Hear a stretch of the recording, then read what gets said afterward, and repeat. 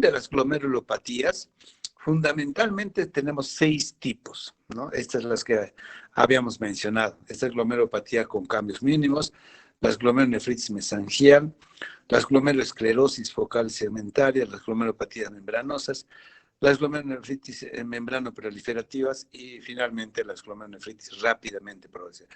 Por lo menos estas son las más importantes, ¿no? Y que están clasificadas, repito, desde varios puntos de vista. Uno es dependiendo de su grado de inflamación. Aquellas que tienen o cursan con procesos inflamatorios y otras que sí tienen proceso inflamatorio, pero es mínimo o nada, ¿no? Otros que si son podocitopatías estas, ¿no? Como por ejemplo la de cambios mínimos, la glomerulosclerosis focal segmentaria y la membranosa, son podocitopatías y otras no. Otra forma de clasificarlos es de que si estas cursan con consumo de complemento o no, ¿no? Por ejemplo, si hablamos de consumo de complemento, de hecho las 5 y las 6, o sea, la glomerulonefritis membrana proliferativa y la glomerulonefritis rápidamente progresiva, serían las que cursan con consumo de complemento. Otras podemos clasificarlos dependiendo de su forma de presentación clínica. Aquellos que cursan con síndrome nefrótico, aquellos que cursan con síndrome nefrítico o aquellos que cursan con síndrome mixto, nefrótico y nefrítico. Entonces, hay varias formas, pero conforme vamos a ir avanzando, vamos a ir comentando poco a poco. Bueno, siguiente. Vamos a empezar con la primera glomerulopatía, que se refiere a una enfermedad que se presenta como primaria fundamentalmente en la edad pediátrica, en los niños, ¿correcto? Se llama glomerulopatía con cambios mínimos. A ver, quiero que tomen atención en cada una de las denominaciones, porque como les había mencionado en la anterior clase, ¿no? Estas denominaciones se dan básicamente por estudios que se derivan, ¿no? De la microscopía óptica, de la microscopía con inmunofluorescencia y de la microscopía electrónica. Que dicho sea de paso, repito, esto es una cosa fundamental que ustedes tienen que saber, porque ahora básicamente nos estamos adentrando al estudiar esta patología glomerular al mundo de la anatomía patológica. De tal manera que cuando nosotros hacemos un estudio, ¿no? Anatomopatológico de el riñón, lo ideal es de que el estudio se realice con los 3 tipos de microscopios, ¿no? Con los 3, ahí sí, digamos, la validez que tiene, que resultaría de esto, pues realmente sería bastante confiable y es lo ideal, ¿no? Lamentablemente, si ustedes me preguntan, en el Cusco, que contamos con los 3 tipos de microscopio, la respuesta es no. ¿Y con cuál contamos? Con lo que ustedes conocen y han visto y seguramente todavía podrán ver en la universidad, que son los microscopios ópticos, que también nosotros lo tenemos. La microscopía electrónica lo tienen algunos hospitales de Lima, como el Hospital Almenara, donde yo he hecho la especialidad, y los otros hospitales grandes, ¿no? Como Revaliat, etc. Y la microscopía electrónica, ¿no? Hasta donde yo sé, lo tiene el Hospital de la Aeronáutica, ¿no? Y de la Marina, ni siquiera mira el Seguro Social, ¿no? Y me parece que también en alguna clínica privada. Pero lo cierto es entonces, si uno hace un estudio anatomopatológico, seguramente de todas maneras siempre hay alguna duda, ¿no? Debido a que algunas características anatomopatológicas van a necesitar de todas maneras los otros tipos de microscopio. Pero vamos a ver con la nefropatía con cambios mínimos. La siguiente. Entonces, cuando hablamos de la nefropatía con cambios mínimos, ¿no? A ver, no estoy viendo la pantalla, a ver, tienes que compartir. Disculpe, doctor, me acabo de sacar el Meet de la pantalla. Estoy postando. Ah, Acaba de botarlo el mi doctor. lo botó. A ver, vamos a... Ya. Ahora a ver. ¿Listo, doctor? ¿Ya se ve? Sí, yo veo el título, nefropatía con cambios mínimos. La siguiente, a ver. Ahí está, vamos. Entonces, eh, este nefropatía con cambios mínimos, ¿no? Se refiere básicamente a aquel cuadro que cursa con síndrome nefrótico, básicamente. ¿Ah? Si a mí me preguntan, oye, cambios mínimos, más el síndrome nefrótico, cuyos glomérulos son prácticamente normales, ¿no? Sin depósito de inmunoglobulinas ni de complemento. Entonces, esto desde la definición nos está diciendo de que la alteración anatomopatológica de esta enfermedad es mínimo. Por eso se llama cambios mínimos. Y si usted me pregunta, ¿y a qué microscopio? ¿Con qué microscopio? Justamente con el microscopio óptico que ustedes conocen, que nosotros también tenemos en el hospital, las universidades, etcétera, bueno, algunas clínicas, entidades privadas, ¿no? Esto. Entonces, ¿qué cosa es lo que encontramos para decir mínimamente hay cambios, ¿no? En los glomérulos, en el mesangio hay ligera proliferación y un ligero engrosamiento de la membrana basal, ¿no? Entonces, eso es lo que encontramos. Pero aparentemente cuando uno evalúa los glomérulos, pareciera que estuvieran normales y no las hay, ¿no? Entonces, obviamente, digamos, la experticia de los patólogos que han sido formados para ellos sí lo van a encontrar, ¿no? Por eso se llama cambios mínimos. Ahora, también se denomina nefrosis lipoidea. Esto ya es historia. Eh, la, la nefrosis lipoidea se llama porque, o se llama esta enfermedad todavía porque a nivel de las células de los túbulos, ¿no? Estas células, sobre todo en la primera porción donde está el túbulo contorneado proximal, se llenan de grasa estas células, ¿no? Es lo primero que se encontró en esta enfermedad, ¿no? Por eso es que le llamaron y se llama nefrosis lipoidea. O sea, las células del sistema tubular están cargadas de grasa, ¿no? Se quedó con ese nombre, es tradicional, histórico, ¿no? Y la glomerulopatía de cambios mínimos es justamente por el nombre que nosotros ya hemos mencionado. Y el otro nombre o el otro sinónimo de esta patología es la glomerulopatía por fusión de podocitos. Les había mencionado, en el capilar glomerular tenemos tres capas, un endotelio fenestrado y un epitelio que está al otro extremo, ¿no? Ese epitelio tiene unas prolongaciones, unos pedicelos o podocitos también se llama. Como siempre, yo les muestro mi mano, pues, ¿no? Mi mano. Y justamente estos dedos vendría a ser, pues, estas prolongaciones. Y mi mano, ¿no? Toda mi mano sería, por decir, la célula. Entonces, este epitelio que está en la parte externa, que está cubriendo el capilar, ¿no? Al tener estas prolongaciones, cubre prácticamente, pero al cubrir, ¿no? Deja pues unas rendijas entre los dedos, en este caso, ¿no? Que vendrían a ser los podocitos o los pedicelos, estas prolongaciones. Y esas son justamente, si ustedes recuerdan por histología, las rendijas de filtración. Y en estas, entre podocito y podocito hay unos diafragmas, ¿no? Bueno, en fin, pero estos podocitos se pueden evidenciar o ver justamente con el microscopio electrónico, ¿correcto? Con la microscopía óptica es imposible. Justamente hay muchas enfermedades que empiezan justamente en estas prolongaciones, no sé si están viendo ustedes, ¿no es cierto? Empiezan ahí, por eso también se llaman podocitopatías.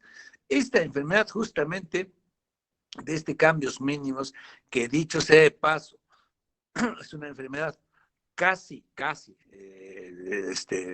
propia de los niños, ¿no?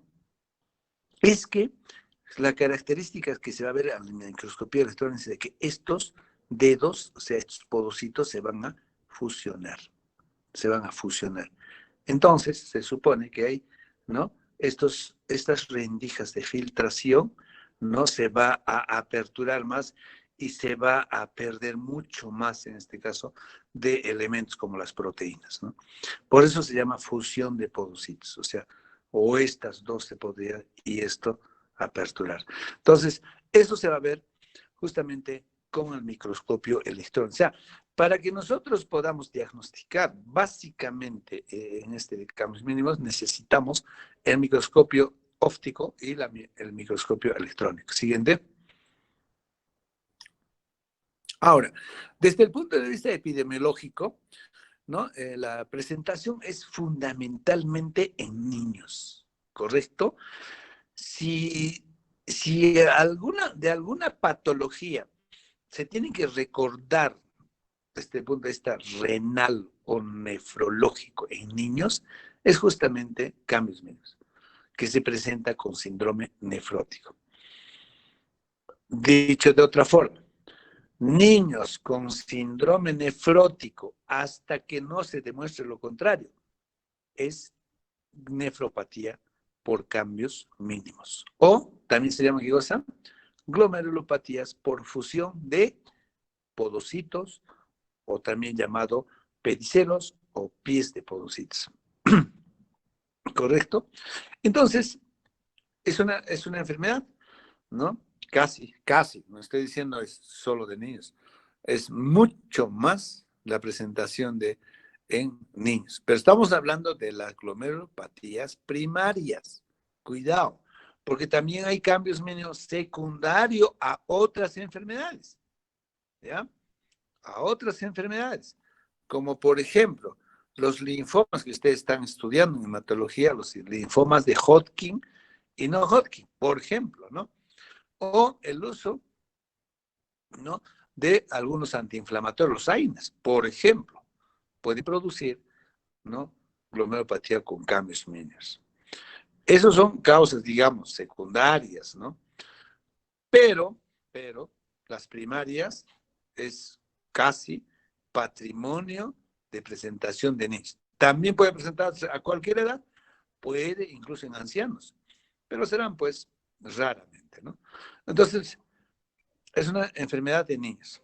Ahora, hay un ligero predominio en el sexo masculino, más o menos es 60% varón aproximadamente y 40% en la mujer. O sea, de cada 10 niños que tienen glomerulopatías primarias, 6 es, ¿no? Varones y 4 mujeres, ¿ya? Y la edad de presentación mayoritaria está en 2 a 6 años. ¿Puede presentarse antes de los 2 años? Sí. Después de los 6 años también puede presentarse. Pero más vamos a encontrar niños entre 2 a 6 años. ¿Ya? Por eso les digo, ¿no? Si ustedes ven un paciente que tiene síndrome nefrótico y es un niño, ¿no? O niña, pero más niños, ¿no? Hasta que demuestren lo contrario, es cambios mínimos. Así tienen que ustedes ya, ¿no? De primera instancia pensar.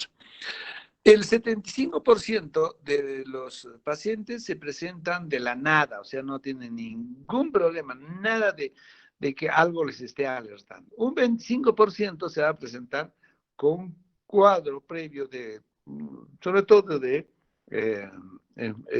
problema respiratorio alto, ¿no? Puede estar con tos, con rinorrea, una faringitis, no sé. Solamente estaba con su tos, su dolorcito de garganta, pero doctor, ¿por qué se está hinchando? ¿No? ¿Por qué me dice que está perdiendo proteína? ¿Por qué me dice que tiene síndrome nefrótico? Finalmente, ¿por qué me ha dicho que tiene cambios mínimos? Esa es la verdad.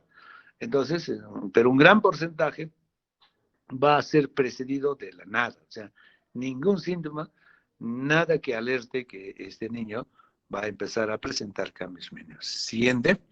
Entonces, dicho así, En cuanto a la etiología, todavía aún, y desde ahora les voy diciendo, todas las glomerulopatías que vamos a estudiar, todavía no está nada definido, inclusive ahora, ¿no?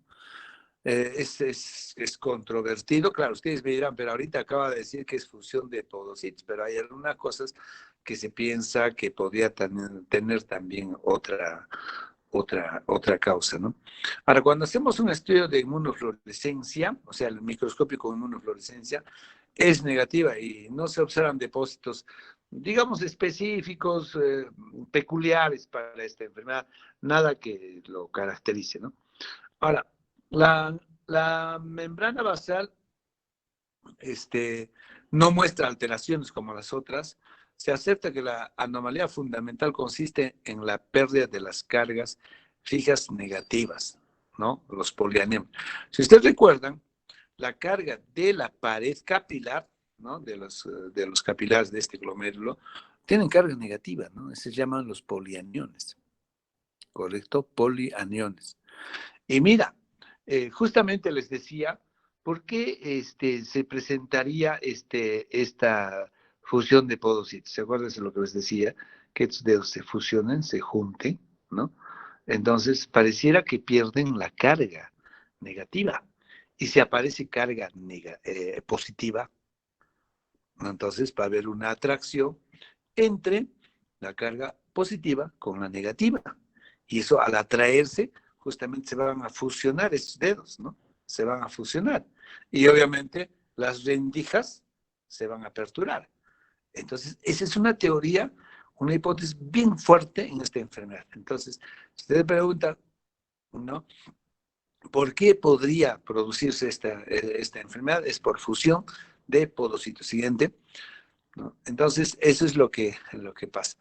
Ahora, esto permite que sea atravesado con mayor facilidad por las proteínas del plasma, ¿no? Con carga negativa, porque se supone que el polianion se ha alterado, ¿no? Entonces aparecieron cargas positivas. Entonces, ustedes saben que las proteínas tienen carga negativa, entonces al haber cargas positivas va a atraer y va a hacer de que pueda fugar las proteínas, ¿no? Sobre todo la albúmina. Ahora, por otro lado, también se ha sugerido que esta enfermedad podría ser el resultado de un proceso de tipo inmunológico de tipo celular, con actividad normal de los linfocitos T, ¿no? Y la liberación aumentada de linfoquinas, ¿no? Claro, y estas van a aumentar la permeabilidad del capilar. Entonces, esta teoría va a ser reforzada justamente por el hecho de que, ¿no? Esta patología es bastante sensible a los corticoides, o sea, son corticosensibles, o sea, responden espectacularmente estos pacientes a los corticoides. Entonces, ¿por qué estoy metiendo esto los corticoides?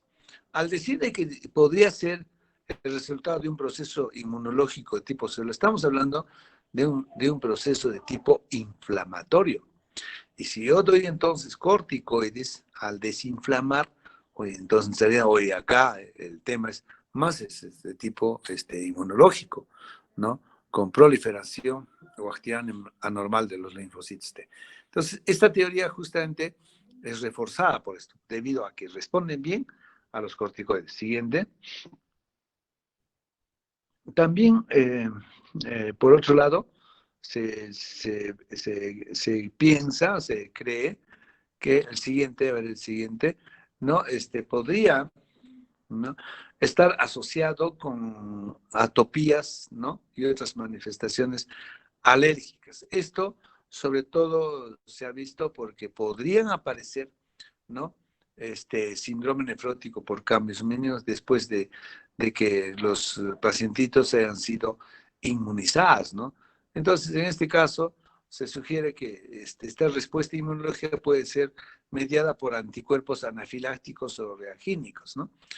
Y entonces por ahí, en estos casos, estaría asociada a una atopía. Se ha observado sobre todo cuando, bueno, hay una hay incidencia del antígeno de histocompatibilidad ¿no? El HLA B12. Entonces también se explica eso, ¿no? Que podría ser por una asociación con atopías. Entonces hay tres explicaciones que se trata de explicar la causa de esta enfermedad. Primero, fusión de podocitos, el otro es de tipo inflamatorio, ¿no? Con activación de los linfocitos T y producción de linfoquinas que acabamos de decir, y la asociación con atopía. Siguiente. Muy bien. ¿Cómo se manifiestan, digamos, desde el punto de vista clínico y laboratorial estos pacientes? Bueno, como quiera que al producirse esta enfermedad, al lesionarse la pared capilar, empieza a escapar proteínas en grandes cantidades. Entonces habíamos dicho de que como respuesta de esto, la albúmina bajaba en la sangre, bajaba la presión oncótica y empieza a aparecer los edemas. ¿No? Usualmente, pues, cuando son niños, aparecen en la región genital y en los párpados, ¿no? Eso es lo clásico de los edemas y de la presentación del síndrome nefrótico. En niños, usualmente aparece en la región genital y la región, ¿no?, de los párpados. Luego, esta puede hacerse ya un edema generalizado, incluso con este acúmulo de agua en algunas cavidades virtuales, ¿no? Como la pleura, el peritoneo y el pericardio. Cuando aparece agua en los pulmones, en la pleura, en la barriga, ¿no? Y a nivel del pericardio, estamos hablando ¿de qué? De anasarca, ¿ya? Anasarca. Entonces, eso es lo que pasa, ¿no? Entonces, estos niños pueden empezar con edema localizado, puede hacerse edema generalizado y llegando inclusive a la anasarca. Diferencia entre edema generalizado y anasarca. El edema generalizado es un edema que se encuentra a nivel de todo el tejido celular subcutáneo, pero cuando el agua se mete ya a estos órganos como pulmones, la barriga y el corazón, así decimos, ¿no? Ya se llama anasarca, ¿correcto? Entonces, en la fase de formación de los edemas disminuye la diuresis y el contenido de sodio en la orina. Obviamente, si el agua empieza a empozarse, empieza a acumularse en el tejido intersticial y encima se mete el agua al peritoneo, a la pleura, al pericardio, obviamente el volumen intravascular va a disminuir y obviamente la diuresis va a ser poca, va a empezar a disminuir, ¿no? Inclusive hay un porcentaje, afortunadamente mínimo, entre 5 a 10%, que debido a esta hipoperfusión renal, ¿no? Pueden llegar a ser insuficiencia renal aguda, ¿no? O sea, un paciente que tiene síndrome nefrótico por glomerulopatía, por cambios mínimos, puede llegar a ser, ¿no? Insuficiencia renal aguda. Siguiente. Entonces, eso es lo que tenemos que... Ahora, en cuanto a la proteinuria. La proteinuria, ¿no? Bueno, es necesario saber que en niños hasta 4 miligramos metro cuadrado hora es normal. A ver, repito, 4 miligramos por metro cuadrado de superficie del niño y por cada hora, eso es lo normal. Pero a partir de 5 miligramos metro cuadrado hora, ya es proteinuria patológica. Y cuando hablamos de proteinuria patológica, como ya les había mencionado de adultos la anterior vez, ¿no?, hasta 19 miligramos metro cuadrado hora se denomina proteinuria patológica leve. De 20 miligramos hasta 39 miligramos metro cuadrado hora se llama proteinuria patológica moderada. Y más de 40 miligramos metro cuadrado hora, así como está acá, o 40 miligramos por hora metro cuadrado, ¿no? Ya se considera proteinuria patológica severa, grave o síndrome nefrótico, ¿correcto? Entonces, 3 denominaciones. Proteinuria patológica severa, grave o síndrome nefrótico. Entonces, cuando se les pregunta a ustedes, ¿desde qué cifra se considera síndrome nefrótico en niños? Mayor de 40 miligramos por hora metro cuadrado o metro cuadrado hora. ¿Desde qué cifra se considera proteinuria de grado de síndrome nefrótico en adultos? Más de 3.5 gramos en 24 horas de orina colectada, ¿no? Eso es lo que debemos tenerlo clarísimamente, ¿no? Ahora, una de las características del proteinograma electroforético, si nosotros hacemos un diagrama o una representación gráfica del proteinograma electroforético, vamos a ver que en la orina es altamente selectivo. ¿Qué cosa significa eso? Que más del 86% de proteínas que se pierde por la orina es albúmina. Eso se llama altamente selectivo. Entonces, si hay altamente selectivo, de hecho que va a haber también moderadamente selectivo, ¿no es cierto? De hecho que va a haber también leve, ¿no? Entonces, ¿cuándo se dice que es moderado o el electroforético o el proteinograma electroforético es en orina de selectividad moderada? Cuando está entre 66 a 86% de albúmina. Y no selectivo se llama cuando es por debajo de 66%. Esa es una situación importante que tenemos que nosotros saber y conocer, ¿ya? Entonces, en estos pacientes hay que saber cómo está el proteinograma en la sangre y en la orina. Y la característica de la orina acabo de decirles. Ahora, cuando se presentan, pues, digamos, en adultos, cambios mínimos, para nosotros, en adultos, tiene proteinuria de grado severo o intenso, o de grado de nefrótico, es más de 3.5 gramos, ¿no? Pero para una superficie corporal de ¿cuánto? De 1.73 metros cuadrados, ¿no? Tiene que ser así. O sea, yo tengo que tener un paciente que pierde más de 3.5 gramos, pero para esa superficie. Pero ¿qué pasa si yo tengo un paciente pequeño, ¿no? Que solamente superficie corporal tiene unos 50, unos 60. Yo no voy a pretender de que llegue pues a 3.5 gramos. Entonces, uno tiene que hacer una regla de 3 siempre, ¿no? Se considera síndrome nefrótico en adultos, ¿no? Cuando es mayor de 3.5 gramos para una superficie de 1.73. ¿Qué pasa si tiene una superficie de 1.50? ¿Cuánto se considerará síndrome nefrótico? Y van a ver que no necesariamente llega a 3.5, 3.2, 3.1 ya. Para esa persona pequeña que tiene una superficie corporal pequeña, síndrome nefrótico va a ser con 3, tal vez, 3 gramos nomás. No necesariamente 3.5. Por eso siempre nosotros tenemos que recalcar.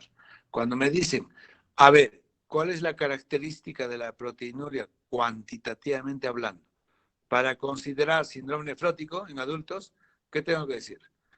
Cuando la proteinuria que se colecciona en orina de 24 es mayor de 3.5 gramos, pero, para una superficie corporal de 1.72. O sea, tienes una grandazo, ¿no? Entonces, eso hay que tener en cuenta porque una población pequeña probablemente no vamos a llegar a tener 3.5. Tal vez con 3 o 3.1, 3.2 ya es síndrome nefrótico. Ahora, por otro lado, el sedimento urinario, ¿no? Suele ser normal, aunque en el 10 a 20% de casos se puede comprobar microhematuria. Esa es una cuestión importante, ¿ya? Solamente en este porcentaje de pacientes puedo encontrar hematuria microscópica. ¿Correcto? Ahora, la hipoproteinemia es constante, o sea, la albúmina baja en la sangre, ¿no? Y está de veras francamente descendida, ¿no? Normalmente, y es bueno que recuerden, que las proteínas totales, a ver, cuando me preguntan, proteína total en sangre, ¿cuánto es en gramos por decilitro? ¿No? ¿Cuánto es? 7 gramos, ¿no es cierto? Por decilitro. Y de esto, ¿cuántos tipos de proteínas tenemos?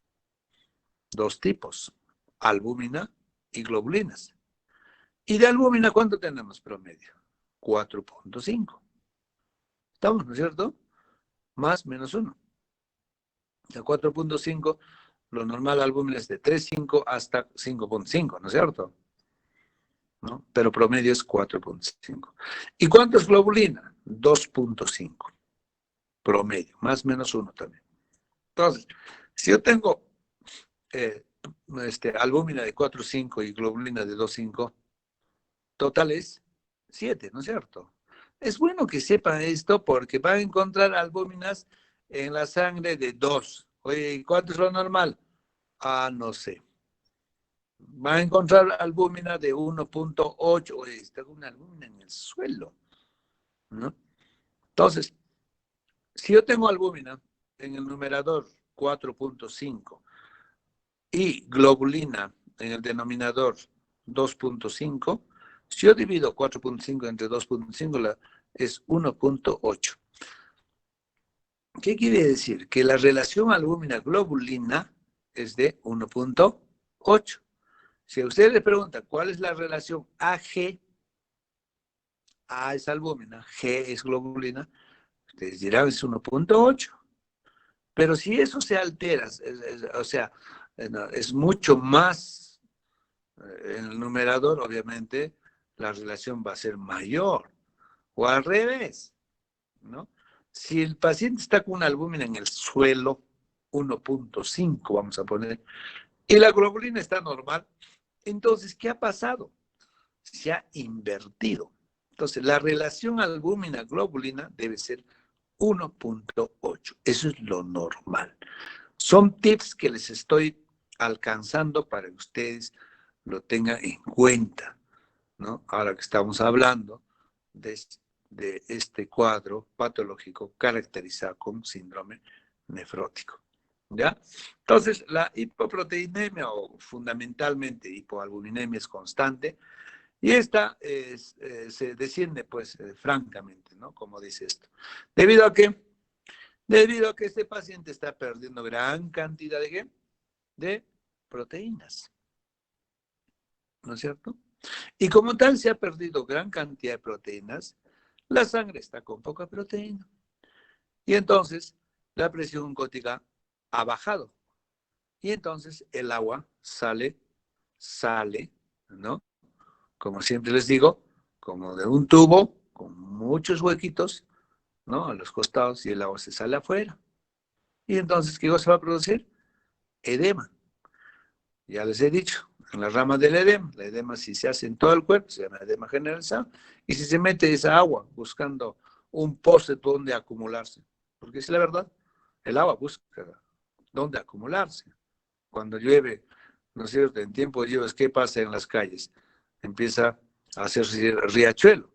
Y si por ahí encuentran un pozo, ¿qué va a pasar? ¿Se va a llenar o no? Igualito, ¿no? Buscan la pleura. Como la pleura es una cavidad, se empieza a llenarse de agua. ¿Qué cosa vamos a tener? Derrame pleural. Si se mete a la barriga, a esa bolsa que se llama, ¿qué cosa se llama? Peritoneo. Ese peritoneo es una membrana fina que también forma una bolsa, ¿o no? Y se mete el agua ahí adentro, ¿qué va a producir? Ascitis. Y si se va hacia el lado del corazón, que tiene una cubierta especial de 2 capitas, que forma también una bolsa, ¿cómo se llama esa membrana que recubre el corazón? Se llama pericardio. Pero si se mete el agua ahí, ¿no? Y encontró el agua, su pozo, se va a llenar de agua ese pericardio, ¿no es cierto? ¿Y qué cosa? Va a producir un derrame pericárdico. Entonces, cuando se mete el agua ya a una o a todas estas cavidades, pleura, pericardio, peritoneo, ya se llama, ¿qué cosa hemos dicho? A ver, ¿qué cosa hemos dicho? ¿Están durmiendo? Hola.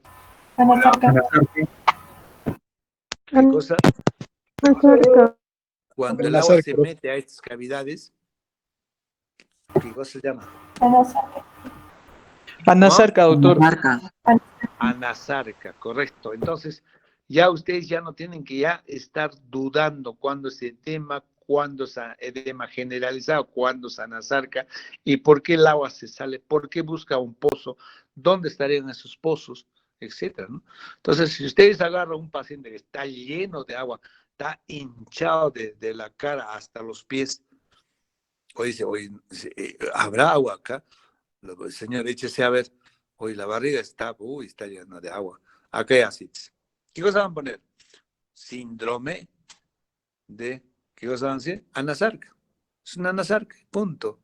El título es anasarca. Ahora échate a buscar las causas. Pues dentro de ellos podría ser por síndrome nefrótico, por una de estas patologías, ¿no? Entonces, eso es lo que pasa con estos pacientes. Entonces, ya estamos explicando la proteinuria, cuál es lo normal, eso se llama proteinuria fisiológica, cuál es lo anormal, y esa anormal a su vez lo divido en leve, moderada, severa, grave o síndrome nefrótico, ¿no es cierto? ¿Por qué se producen los edemas? ¿No? ¿Por qué se produce la hipoalbuminemia? Ya hemos visto cuánto es la proteína total, cuánto es la albúmina en la sangre, cuál es la relación AG. Eso es importante, ¿eh? Les van a decir a ustedes cómo está la relación AG de este paciente. Wow, entonces tengo que ir a buscar la albúmina globulina, dividir, decir su AG está en 0.8. Wow, algo está pasando acá. Le falta albúmina a este paciente, se ha invertido, señor. Siguiente. Por otro lado, vamos a ver que también, ¿no es cierto?, va a empezar a alterarse, ¿no? Todo lo que es el perfil lipídico, todo lo que significa grasas. Entonces va a incrementarse el colesterol, ¿no? También los triglicéridos. Conforme, esta pregunta de examen, va disminuyendo la albúmina, ¿no? De primera instancia, de lo que es promedio, ¿cuánto hemos dicho? 4.5. El colesterol empieza a incrementarse, fíjense, ¿no? Conforme, de nuevo voy a decir, va bajando los niveles de albúmina en la sangre, el colesterol se empieza a elevar, ¿no? Sigue bajando la albúmina. ¿Cuánto es lo normal? 4.5, va bajando a 4, ¿no? 3.5, 3, 2.5, 2 de albúmina nomás ya, y a partir, si sigue bajando, empieza a elevarse, ¿no? Además, el triglicérido. ¿Qué les parece? Primero, entonces, ¿qué se eleva? El colesterol. Y luego, por debajo de 2, si ya la albúmina sigue bajando, empieza a elevarse también el triglicérido. O sea, si tengo un paciente que está con 1.8 de albúmina en la sangre, yo digo, ojo cerrado, te apuesto que además de que el colesterol está alto, el triglicérido también está alto. Les apuesto. ¿Por qué dices eso? Porque el albúmina está por debajo de 2. Y hay pacientes que tienen 1.8, 1.7, 1.5, 1.2. Ya me dijeron, esos pacientes, me imagino, están pues hechos unos globos, ¿no? Hinchadazos. Entonces, ahí sencillamente ustedes podrían decir, de que, entonces, en otras palabras, conforme baja los niveles de albúmina, se va elevando. De primera instancia, ¿quién es? El colesterol y luego el triglicérido, ¿no? En estos casos, como esto ya terminó, ¿no? Dentro del colesterol tenemos sus fracciones, ¿no? El LDL, ¿no? El otro que es el HDL y el VLDL, ¿no? Entonces, el LDL y el VLDL se incrementan. ¿Cuáles son el colesterol? ¿Bueno o malo? Es el colesterol los malos, pues, ¿ya? Y el HDL, que es el colesterol buenito, baja. Baja. O sea, mírense las fracciones de los tres más importantes. el LDL, el VLDL y el HDL. Los malos, LDL y el VLDL, suben. Y el buen colesterol ya también baja. Total, uno es bajo y uno sube.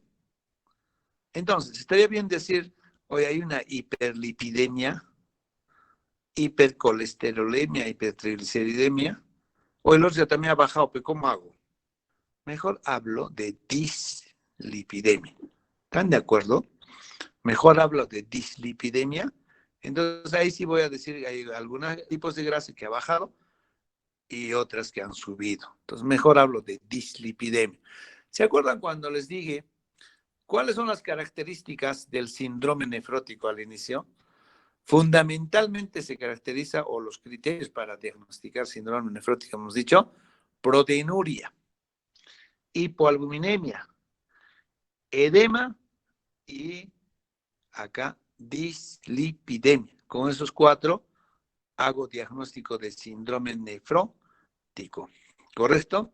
Listo. Yo creo que con eso ustedes ya más o menos tienen idea, han escuchado un repasito de las cifras normales, cómo es de que se sube, cómo es de que se baja, cómo es de que se forma el edema, cómo es de que se forma la anasarca, cuándo se baja el colesterol, ¿no? Y sus fracciones, algunos se elevan, algunos se bajan, en fin, ¿no? ¿Cuándo se pierde proteínas? Normalmente en orina 24 horas. ¿Cuándo ya se considera patológico? Así que cuidado, que les escucha, oye, este paciente tiene proteinuria. Ah, tiene proteinuria, pero ¿y si es fisiológica? ¿Hasta cuándo es fisiológica? Hemos dicho en adultos, hasta 150 miligramos en orina 24 horas. ¿Cuánto es fisiológica en niños? Hasta 4 miligramos metro cuadrado hora. Y luego ya hablamos de proteinuria patológica. Muy bien, ok, nos despedimos hasta el día sábado. ¿Ya? ¿Listo?